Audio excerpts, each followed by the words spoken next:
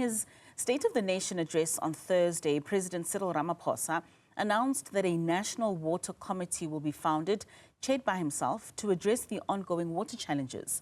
He said the committee will collate existing efforts into a single coordinating body, using technical experts to find immediate solutions. On municipalities, Ramaphosa said the finalization of the white paper on local government will address fundamental reforms and deal with the root causes of service delivery failure, especially in many municipalities. How exactly will these plans and strategies come to fruition? Program head for the Public Service Accountability Monitor at Rhodes University, Zukiswa Kota, weighs in. Zukiswa, thank you so much for your time and for joining us this morning. So the president emphasized the systemic failures, particularly in municipal water infrastructure. From your perspective, what do you find there to be the main causes of these failures?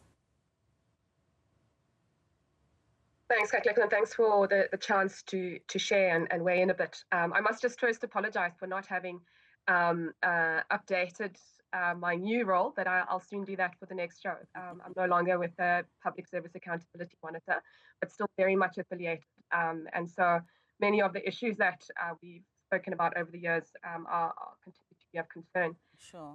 When you ask the question around what are the fundamental issues, I think the president in his address was very clear that some of those are symptomatics or symptoms of failing infrastructure or failing municipal governance and failing local governments.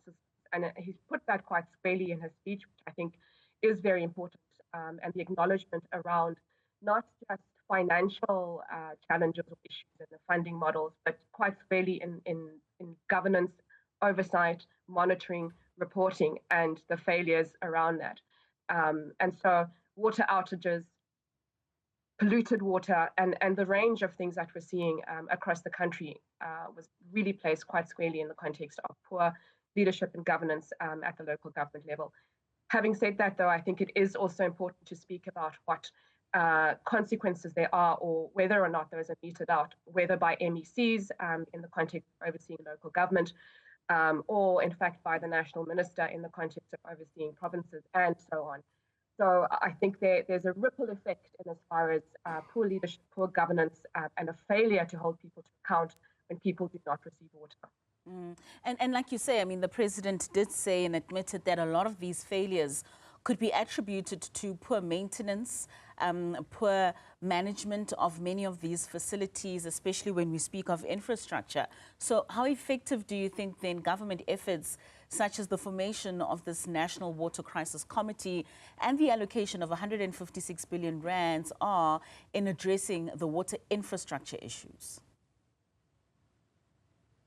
I mean, I commiserate or really sympathize when people express frustration around additional committees and crisis committees being formed to address long-standing issues like the water issue, which in fact is really a crisis. So on the one hand, it is encouraging to hear the president announce it, and in particular that he would be himself chairing this particular structure. But it's also notable that there are many similar structures that are both statutory and those that have been put in place at the municipal level in response to such, this crisis at various levels.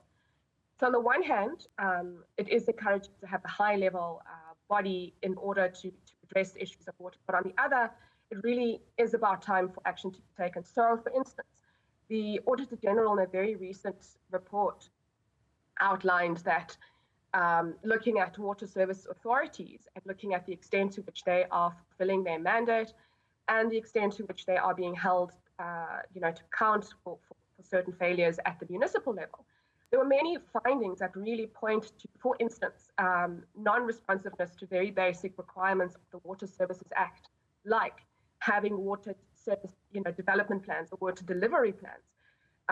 Of the 97 odd water authorities that were audited across the country, a good percentage of those just simply didn't have any plans in place.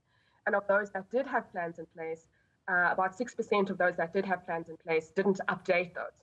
And so when you start to consider those basic requirements of reporting, and in those plans, things that are supposed to be included are things like how many people are without water, how much water would be required to meet water delivery needs, what are the water infrastructure needs, and what are the future water infrastructure plans, or what is put in place in order to meet these demands and meet these needs, and in most instances, growing needs.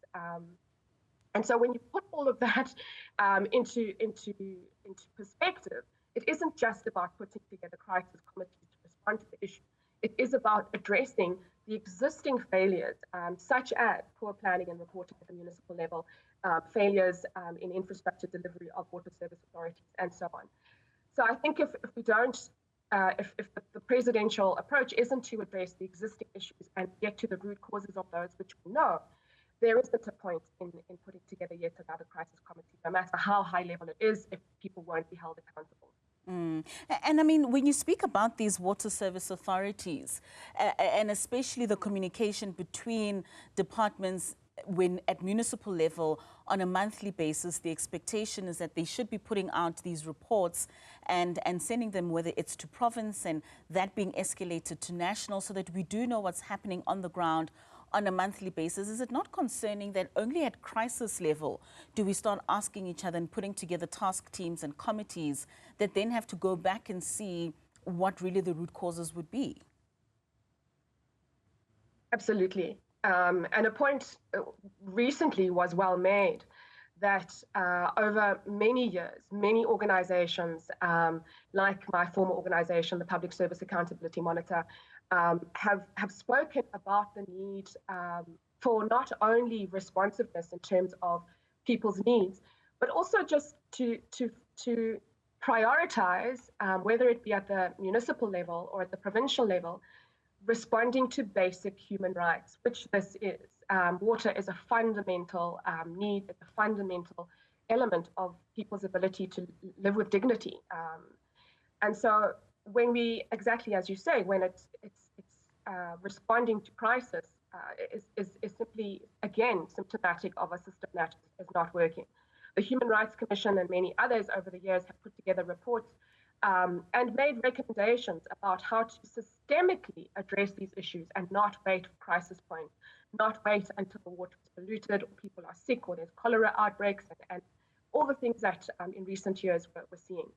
And perhaps to really put another point to it, that many are also of the sense that the issue has been highlighted as a crisis when metropolitan authorities or localities are now impacted, whereas over the years, rural areas, township areas, and many others that have simply not been receiving water at all, have been queuing for water for years and years on end, many who still are living within the bucket system.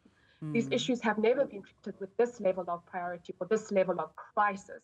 And so perhaps this may be a point at which the tide will turn, but certainly people's rights have been trampled on for many, many years. Most certainly. Maybe just to close it off, Zukiswa, how do you think municipalities can leverage partnerships with businesses as well as civil society in order to improve water and other essential services within those municipalities? That's an important question.